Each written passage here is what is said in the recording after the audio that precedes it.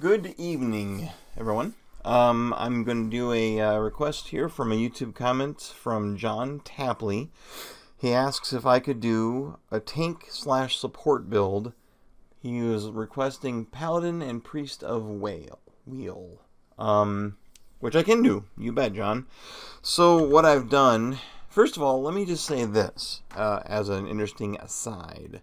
The Priest and Paladin have a few what's the word I'm looking for here? If you pick some kind of priest, you lock yourself out of some kinds of paladins. So if you were to, for example, want to be a really good tank, I like the shield bearers because they get extra engagement while they're using a shield, and your tank probably wants to use a shield. So, when I picked them, I could not pick Priest of Whale. Which is, since you didn't really ask for a specific Paladin order, I picked the Priest of Whale, and I was able to pick between the Bleakwalkers, and I forget who the other ones were now. So I picked the Bleakwalkers. So, anyway, there you go. I'm going to look first at a multi-class character, and then in the second half of this video, I'm going to show a pure class Paladin. I had someone else ask about showcasing a single class character to have a comparison. There's not a good direct comparison though, because I built them differently. First of all, one's more of a tank/support as requested, and then the Paladin I built is kind of a damage dealer. So we'll look at the two different things. Just bear in mind that they aren't completely comparable, I guess. Okay, so anyway, what I've done here is given him a large shield and a warhammer, because I think that's kind of paladin-y, and cleric as well. And then I gave him some plate armor. So his armor is quite high, and his accuracy is good. It would be better without that large shield holding him back, but it's not bad. But his defense is 89, which is crazy high. 17 of that's because paladins have a very high... all of his defensive stats, fortitude, reflex, willpower, they're all very, very high because paladins just have very, very high stats. And defensively, they're like the best tanks in the game. Alright, so what's going to happen is he is going to... Oh, his burn's 12 because of the... That's kind of neat because he's godlike, fire godlike. What we're going to do, here's that deep faith. That, granted, this normally isn't quite this high, but there's a level 1, tier 1 passive called like deep faith you can pick, which makes it even more impressive. And why wouldn't you take that? It's amazing. So he can actually engage 2 enemies because of his shield. He's got a ton of deflection, so he's gonna be a great tank. The priest side of him gives him a couple of nice little treats, but the most important one, and I suspect this is what John had in mind, is Arcane Veil, which is a massive 50-point deflection bonus and concentration for 22 seconds. And I think his intelligence, I don't know if I gave him, yeah, just normal intelligence. So let's, no point in being a sneaky, let's just get this going. I would like to get closer to him before I pop this Arcane Veil. But here's our first target. As a priest, he can Holy Radiate, which is going to heal himself and his allies. This build is not going to perform exceptionally well in this fight. I did a test fight earlier. It's going to do fine. It's going to struggle a little bit. But remember, it's a tank/support, the very definition of a class you don't fight with one-on-one with. So that's going to be a factor. But just to see how it works, we can try this. Just imagine as well as it works now with the whole group backing him up, which is really the case for all these highlights I'm doing. They're almost all solo, so you really have to kind of imagine what it'll be like when there's a whole party of guys working together. I am going to keep him on Zealous Focus for the extra accuracy. Yeah. What do I want to cast? Do I have any... See, part of the problem is that the priest only has, like... Actually, no buffs. Suppress Affliction's right. Suppress Affliction is great. That's why I picked it, because it's one of the only ways you can just sort of blanket wipe out any negatives that are on a character. and in an area, I believe. Yeah, like a pretty good sized area too. But it's got a crazy recovery time of 7 seconds. Well, oh wait, oh, I see. It's 4.5 is pretty high, and he's wearing plate armor. All of his recovery times are going to be very, very slow because of his plate armor. Let's just get in there and swing. But you'll notice he took 8 points of damage. He got grazed. The enemy rolled a 58, and it was only a graze because his deflection's 89. Okay. So, and it had no penetration. So it was even less damage than a graze normally does. 8 damage. He has 150 health. We can take that. Pretty easy. As a multi-class character, his power level is only 3, giving him 5 points of zeal. So I had to be very careful how I spend that. Glorious Beacon is really great because it blinds guys, but it targets will, and we know from past videos these guys have pretty decent will, so I don't want to waste 2 points on that. Instead, let's put this Arcane Veil up, which is the only spell they can cast very, very quickly, and it's sort of irrelevant what his armor recovery is because the base is 0. And 55% of 0 is still 0, so he can pop this thing immediately, and he's going to. Now he's going to be very hard to hit. In fact, I think this necrotic, like I was saying before, you kind of get to know the symbols. He's casting the necrotic lance spell, or whatever it's called. And I think that might target deflection, which is going to be hilarious when it just completely whiffs. So let's just attack. We get all the time in the world. Well, not all the time in the world. 22 seconds. 17 seconds. Okay, he did hit me. But it targets Fortitude. That's why. And he rolled an 83. Even though it targets Fortitude, an 83 for his roll was still only a hit. And again, that's because I have a very high Fortitude thanks to being a Paladin. And Constitution. That helps too. Alright, so let's attack. Eventually. Get him. Is he not attacking? What's going on? I seem to be not attacking. I don't know what that's all about here. Hold on, let me look. He has Retribution, which gives him a stacking bonus to every time he gets hit. He's not... Let's just try a... He's not close enough? Well... Okay, well, that's weird. That's odd. Well, that's a beta, so, you know, things happen. I can, however, recast this. There's kind of no reason not to, while they're both still alive. Alright, now I do have 5 points of this. Let's go ahead and... We're going to need to Hands of Light myself here pretty soon. Let's do that right now. Hands of Light is the upgrade. It will give me Courageous, which is another +5 deflection. By giving me +5 resolve.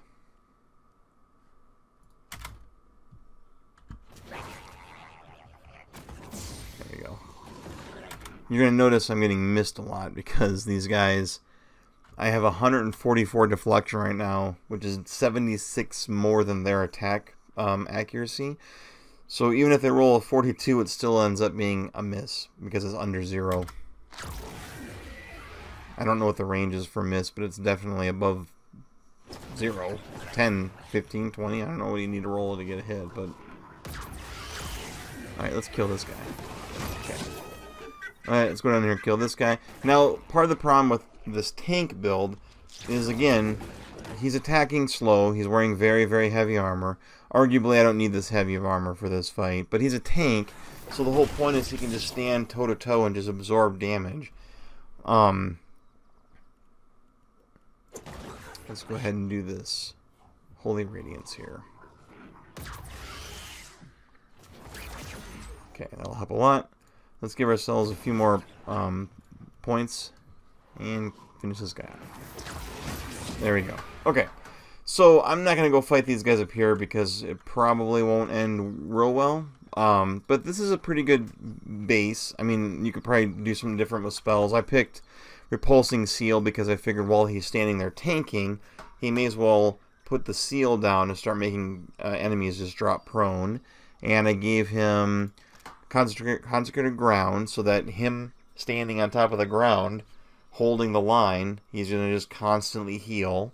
And I gave him Dire Blessing to give everybody in an area extra perception and a chance to convert grazes into good solid hits. So that was my plan for this build. So I hope Oh, John Tapley, that's what you're looking for, something like that. I think it'll work great, not maybe as like a front line or not as a damage dealer, but he'll be really good as a like tank. Not the best tank. I still think the best tanks are going to be, because yeah, this is great. Having access to this Arcane Veil with this Paladin is very powerful. I feel like if that's the big draw here, unless the full version makes these pre-spells a little faster casting, and some of the buffs are like really good, but geez, who wants to cast Dire Blessing that takes like almost 10 full seconds while wearing plate armor to get the spell out there? There's a lot of wizard spells that have like no casting time or like almost no casting time and very little, if no recovery. So you can just sort of pop them immediately. It's great. So I think Arcane Knight's a better build for that point of view. And if you want a pure great tank, I kind of recommend Fighter with Paladin. I think, what is it called? Crusader, I think it's called. Very good combination. Lots of amazing passives, high weapon damage with weapon specialization options. You could pick like a devoted, pick a single weapon and be super good with it. Have a shield in your offhand. Lots and lots of options there. So anyway, that's just my 2 cents on that. Let's take a look. I'm going to pause the video, and then we're going to come back and look at a single class Paladin who's level 9. Alright, we're back, and this time we're looking at pure Paladin.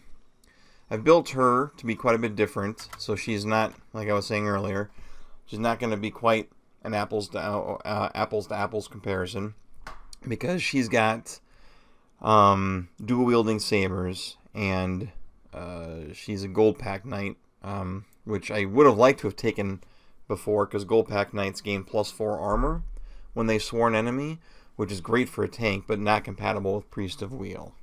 So we're looking at some of her other things I have picked. For example, Deep Faith is a little more potent, one more point of deflection and everything. That's, I think, because she's a pure. Her power level is a little higher. Her power level will be 5 because she's single class rather than power level 3, meaning she has 7 points of zeal instead of 5 points of zeal. First of all, plus all of her abilities will have slightly higher numbers. Like duration is a little higher because of the Paladin power level being 7. She has 8, by the way, instead of 7 because of a passive Inspired Path +1 max zeal. I really hope other characters get this option as a something they can like invest a passive skill into down the road, because man, having a bigger skill pool is crazy good. So that gives her 8 points to spend, but she doesn't have spells. I mean, she only has these Paladin abilities. That's the drawback to single class. You have more powerful abilities and you get access to them sooner. For example, you can't get the upgraded Inspired Beacon in the beta as a multi-class character, because you just won't get the high enough level. You won't be able to get to brand enemy with the bonus to make them take burn damage over time. So I don't even think you get to Eternal Devotion, which gives you temporary burn damage after you use your Flames of Devotion. By the way, Flames of Devotion is a full attack. So with this build, we have dual weapon sabers. These are exceptional, so that's another difference there. So let's take a look at what we can do here. Let's brand and burn this guy.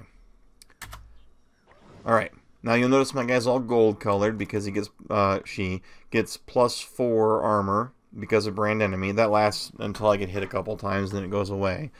But for those moments before I get hit, this exceptional leather armor with its 20% penalty to recovery is basically plate armor, but not 55% recovery penalty. So I like this combination a lot. In fact, let's go ahead. I got 7 points left. Let's go ahead and Flames of Devotion this guy. There we go. And now, that was a solid 80 points of fire damage. One of them was a crit. I mean, I got an accuracy in the 80s with that attack. It's 60, and then this attack provides an additional +20 accuracy, in case you're wondering where that 80 came from. So let's attack him again. I should do some extra burn damage this time. Yep, I hit him for 30, which 5 of that was extra burn damage from the upgraded Eternal Devotion. So let's brand this guy. And get him. There we go. He's almost dead. I don't have to do anything else. He's just going to die. I upgraded this aura. So instead of being +5 accuracy, it also converts some hits to crits. So I got that going for me. Something that, again, was only available because I am single class. How long does this last? Another 8 seconds. Let's see if I can get this up here before it goes away. How much time is in it? 6 seconds. Alright, let's brand this guy. You know what? I know that because I've done this fight a bunch, let's not run around like an idiot. Let's stop right there. Let them come to me. And what I don't want is to get a bunch of interruptions. So I'm going to use Hands of Light, which provides the Courageous buff. I'm not actually hurt, but I'm going to use it because it's going to give me extra resolve, which is, again, more deflection. And it's going to give me concentration and prevent me from being interrupted for a while. So let's do that before we start getting... There we go. Because they're going to start doing a bunch of crazy hits. And I want to be able to hurt them back. So let's Inspired Beacon. This is going to blind them and then make them take additional damage. Perfect. And I did brand him, right? I did. So let's hit him with Eternal Flames. Eternal Devotion. There we go. Oh man. Actually, so here's the thing. He's almost dead. One hit will kill him, but he's branded, and the brand will make him take burn damage over time. So we can effectively let him just sort of die on his own. Let's brand this guy. And actually, I want to test this because I want to make sure branding can affect more than one guy at a time. Yes, it can. So that's great. No reason not to do that. We'll just take care of it. Yep, so he died from the brand. And he died from my swords. So that was that's kind of like what a pure paladin can potentially look like. Single class characters, you will not go wrong with a single class character. I know we've been looking a lot at multi-class characters. I like multi-class characters. There's a lot of really fun combinations you can do. And I think for the long-term enjoyment and longevity of this game, multi-classing is extremely powerful. But if you're hemming and hawing about what class or character to make on your first game, I do recommend just at least most of your characters, and your main character perhaps, should be a single class character. I mean, you can make multi-class characters out of your companions, your hirelings, whatever you want to do, because you can always just swap them in and out if you're not happy with them. But for your main character, it's probably going to be a good idea. Well, let's just say it'll never be a bad idea to make a single class guy for your first character. You won't regret it, and then it'll give you an opportunity to play something different next time. So that's my 2 cents on single class versus multi-class. Also, I don't typically show a lot of single class off on this video, on this playlist, just because everyone kind of knows what a single class paladin looks like, single class wizard, fighter, chanter, whatever. Because they're not too much different than the first game, just the mechanics are changed, which I did another video on earlier. So, you know, that sort of thing. But if you guys do want to see something along the lines of more single class content, that's fine, let me know. Otherwise, the other thing I wanted to do, someone had asked about sneaking, so I'm going to show off sneaking a little bit. We talked about this in another video, I think, but I don't remember for sure. So when you are in sneak mode, if you put your cursor over something, you'll see their cone of vision. Being in that cone of vision will get you spotted. See, I'm being detected right now. I'm going to move out of the way, or he's going to see me. Now, if I were to get behind his cone of vision like this, I'm good until I get his sound range. Then I'm being detected by his sound. Again, this is all based on proximity, his ability to perceive me with sound or with, what's the word I'm looking for? Vision, I guess. Vision.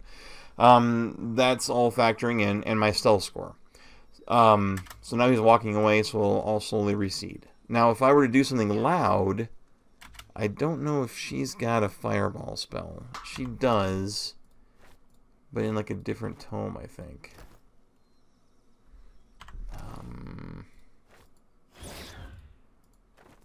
think she's got one somewhere. Fireball is one of the spells I know that is very loud.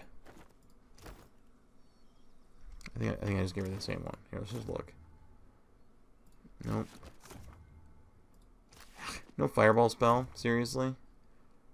Well, hold on. I can fix that. We'll just level her up and give her a fireball spell. I just wanted to show off what I've seen in past videos, where when you cast something that's very loud, nearby enemies will react to it. So let's go blow something up. Alright, so if I blow something up, even though... Alright, that was very loud, and it's almost certainly going to bring these guys down on me.